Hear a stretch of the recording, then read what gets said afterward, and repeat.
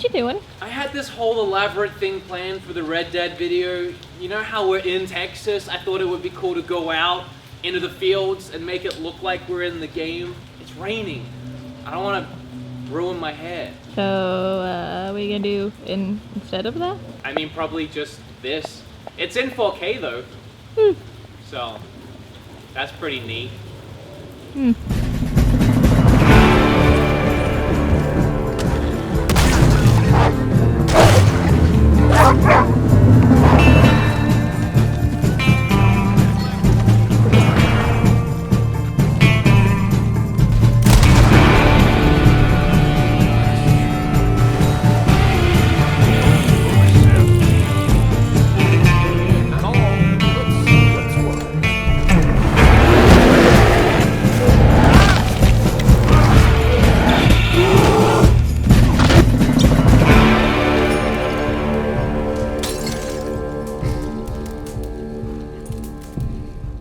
The very first Red Dead Redemption, not Red Dead Revolver, which is a great game, but Red Dead Redemption is in my top 5 favorite games of all time. From the very first moment I played that game, I fell in love with it, and it showed me that I could have Nintendo levels of fun with a video game outside of a Nintendo system. And Red Dead Redemption was the very first game that I ever took it upon myself to 100%. So needless to say, it was a very long 8 years waiting for the sequel. So how does the sequel measure up? Well, I have a lot to say about this game, which is kind of rough because it's going to take me a while, and it's so hot up here in this game room wearing my overshirt and my hat that even my horse's balls wouldn't shrink up here. So without further ado, let's get started. And I promise I won't try and do a Southern cowboy accent for the rest of the video, because I know that I can't. It was very important to me that I played a lot of this game before I talked about it, so I even cleared my schedule leading up to the day, making sure I recorded a bunch of videos before the game came out, so I could sit on my couch, veg out, and play it to my heart's content. I was very excited. I haven't been this excited for a game release in years. But even I underestimated myself with how much I was gonna play the game. After I finished my very first session, after I came in from GameStop, made myself a coffee, sat on my couch, installed the game, took a good hour, after I finally got done playing that night, well, I realized it was actually daytime and I had logged 23.5 hours. No, apparently I couldn't make it to 24 hours. I passed out at that point. But oh my, I have never done that ever with a game release. I just couldn't stop. There was things to do everywhere I looked. There was fun in every nook and corner of this game that I peeked my cowboy hat into. This game has layers on layers on layers that never seems to end, and on top of all of it, it is gorgeous. This game shoved us 3 years into the future of gaming. It honestly feels like playing a next-gen game on current-gen systems. It's made me so critical of every other new release game I'm playing right now. The attention to detail. This is always something you hear when Rockstar throws another game at those shelves. The attention to detail. And oh boy, if they didn't step up their game in Red Dead Redemption 2. They have crafted an animation for every single little detail in the game. Animations that are just one-use throwaways, but they created them anyway to make the game feel more alive. I'm going to dive into as many examples of everything that I have time for today. This is going to be an absolute love fest, just me gushing over the game for however long this video has left. So if you're not prepared for that, I would leave now, because this is what I've got for you. I can't help it. So yes, the first day I played 23.5 hours, and I'm proud of it. At this point, I've played 2 days worth in like 15 hours, so something almost like 60 hours at this point. It's supposedly a 60-hour game if you want to go for a casual playthrough, but that is not what I'm about. I swear, at least the last 20 hours I have played this game, I have done nothing to progress the story. I've barely gone up 1% in my gameplay completion because I mess around so much. I just explore, I find new areas, I stare at the scenery for hours on end. I'll walk around the towns and just stop and listen to the NPCs talk because every single piece of dialogue in this game is worth listening to. Okay, I'm kind of all over the place at the moment, so let me try and categorize this a little bit better. Let's start with how the game looks visually, and we can keep this part pretty short because the proof is in the pudding. In fact, this video right now is in 4K. I recorded all the footage in 4K, and I'm shooting myself in 4K right now because there's no other way to do this game justice. So frigging fantastic. And on Xbox One, it somehow runs at native 4K. I don't know how they managed to pull this off with how gorgeous the game looks. So that was always where I was gonna pick the game up. Never have I seen a game this good. It's beautiful. And on top of how great it looks, another thing that really makes it feel real and alive is the atmosphere. No matter where you are in the game, but especially if you walk into something like a saloon, the amount of sounds you will hear is almost sensory overload. I honestly do just find myself standing in places and listening. Every single mission in the game, whether it's a side mission or a main mission or just a random occurrence that you stumble upon, not only is everything different, no two missions or no two encounters, no two anything in the game feels the same. Everything you do will feel different to the last thing you did or anything else you did in the game. So the little details, or even big details, I have been compiling my own list of details that I have noticed that you may have missed. You can feel free to leave yours down below because, again, this is a Rockstar game. There is going to be little details that I and you and everyone is going to miss. So whether you're in mud or snow, I love how realistic the tracks are, both for when you're walking or when you're riding your horse or pulling a wagon. If you take a step in mud, you can see the mud pull up around your feet, and then when you lift your foot off, you can see the water swell up in the mud puddle as you leave it. And you can see a similar thing happen when you're pulling a wagon. You can see the wheels do that same effect on the mud, but the more you ride on mud, the more the mud gets caked onto the wheels. I thought that was a really nice touch. This is definitely a big detail and one of my favorite things about the game, but Rockstar went out of their way to really make you feel like you have a realistic amount of items on you at any given time. You can't carry around 17 guns with you wherever you go. You can only carry on your person a few guns. So all of your weapons get stored on your horse. There's been so many times I've gotten off my horse to go hunting, I've gotten a mile down the track and then realized I didn't bring my guns with me and I had to go back to my horse. And it kind of sucks, but at the same time it's awesome because I get that feeling of, oh, I left my guns on my horse, let me go back real quick. I like that if you're walking around with a big gun like a shotgun and you want to pull out your sidearm really quick, he just holds the gun down by his side as he pulls out the pistol. Personally, I haven't seen this kind of animation before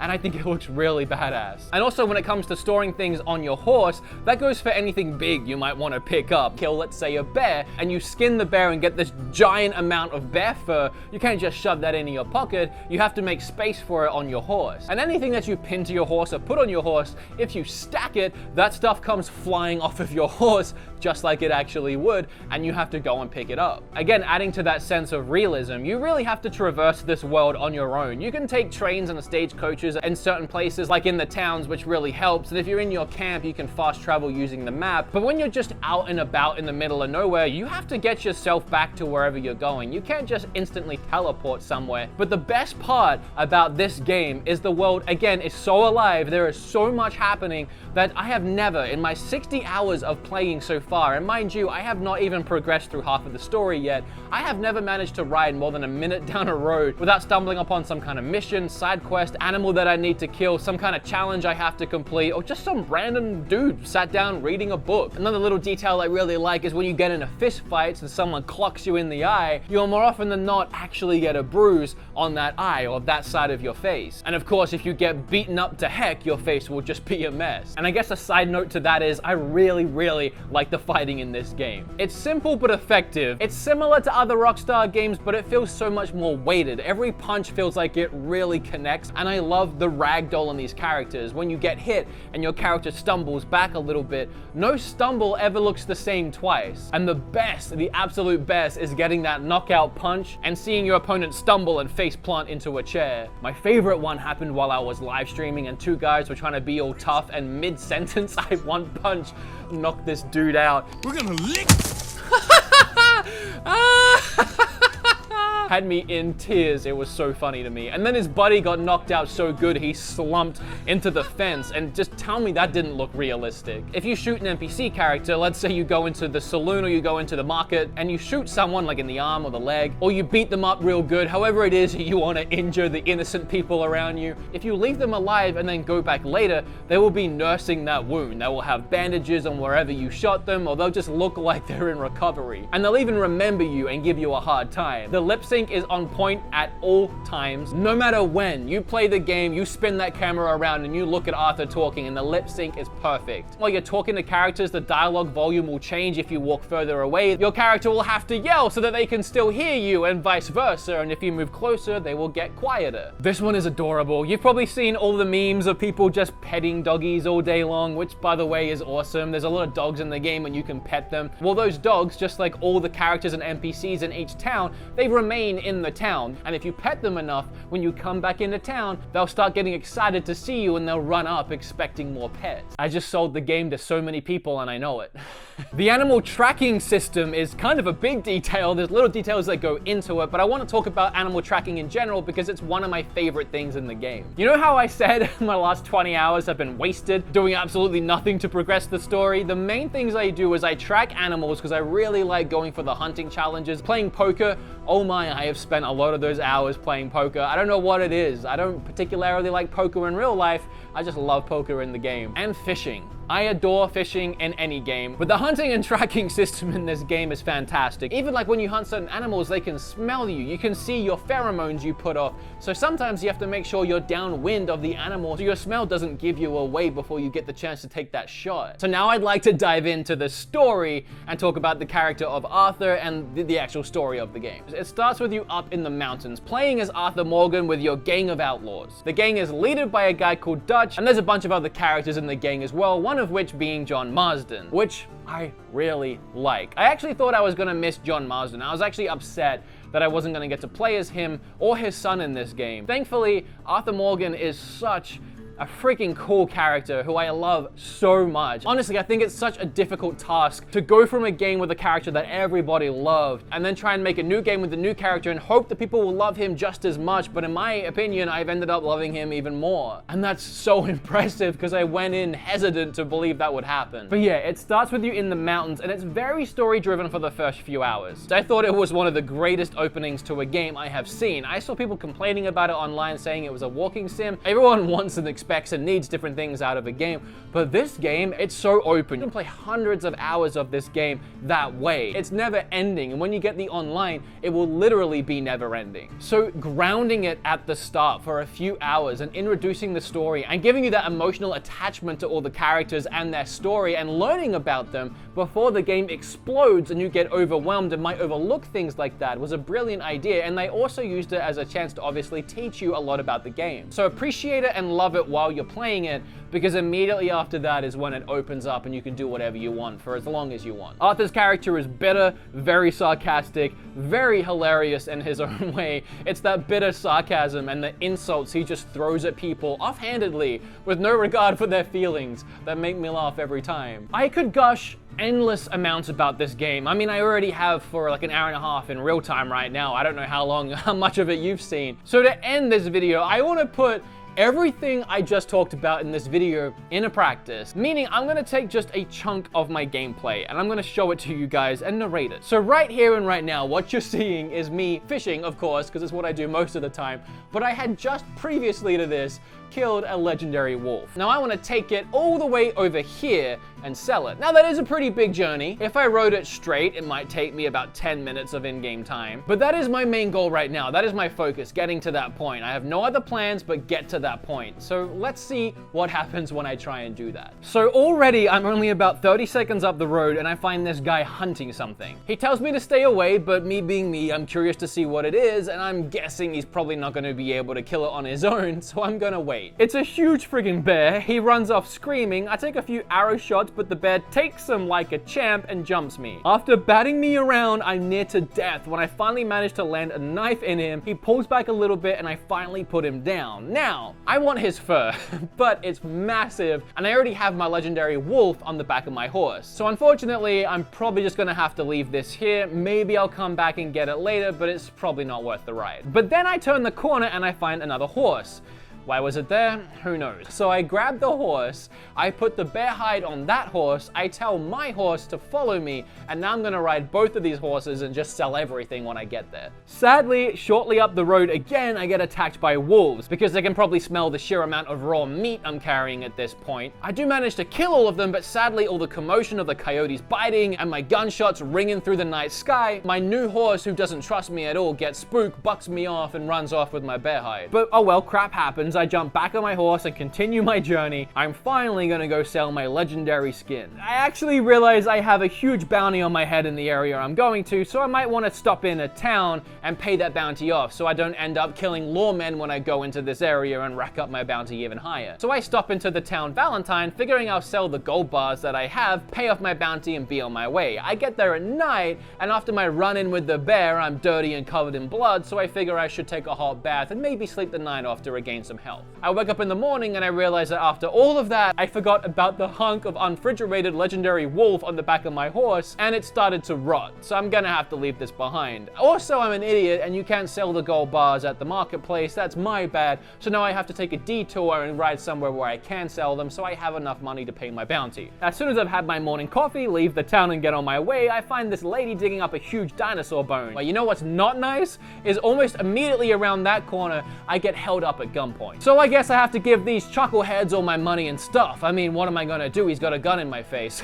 Just kidding. So now I loot all their bodies because free stuff, clean up my horse and feed her a snack because she's a good girl and she deserves it, and I get on my way. Then I run into one more guy before I end up finally managing to sell my gold, and he's choking on some kind of plant that turned out to be poison and he shouldn't have ate it, so I gave him medication, he rides off happy and he didn't die, and now I've learned both not to eat this plant or to feed it to my enemies. Either way, I might end up running into that guy later and now he owes me one. I finally sell that gold, continue on to my destination. Since at this point it's been yesterday in the game since I left, I see a ton of beautiful scenery as I traverse a huge portion of the map, and we're finally there when I find this homeless looking guy with some kind of map. He doesn't want to share, so I try to rob him. Sadly, he's a tough son of a gun and takes a couple shots like the bear takes my arrows and runs off with what I can only assume was a treasure map. Side note, again, I've been playing the game about 20 hours past this now, and I still don't know what was on that map, and at this point I'm worried I'll never find out. I should have killed him. And finally, I climb the hill behind me and sell the legendary skin that I've been carrying all this time. This entire process took 55 minutes, almost a full hour. All of that adventure that I just went on, it all started with my thought of, I should go and sell this skin over here. And when you're 60 hours into a game, and every time you want to go and do anything, you end up on a crazy adventure like this, how can you not just fall in love with the world and the game? And that is a shining example of why I love this game so much. So it's no surprise with that example, all the other things I've talked about today, and all the things I didn't even have time for, it seriously is no surprise that this is now my favorite game of all time. Ocarina of Time and Breath of the Wild are definitely video games. And this is definitely a video game. And this is definitely my favorite video game of all time. It's like 0.0001% of my favorite game of all time. If you liked this video or you learned a little something, make sure you subscribe because we become best friends and I appreciate it when you do that. Click or tap on this video right here because it was a rootin' tootin' good time and you don't want to miss out. And with all of that, goodbye y'all.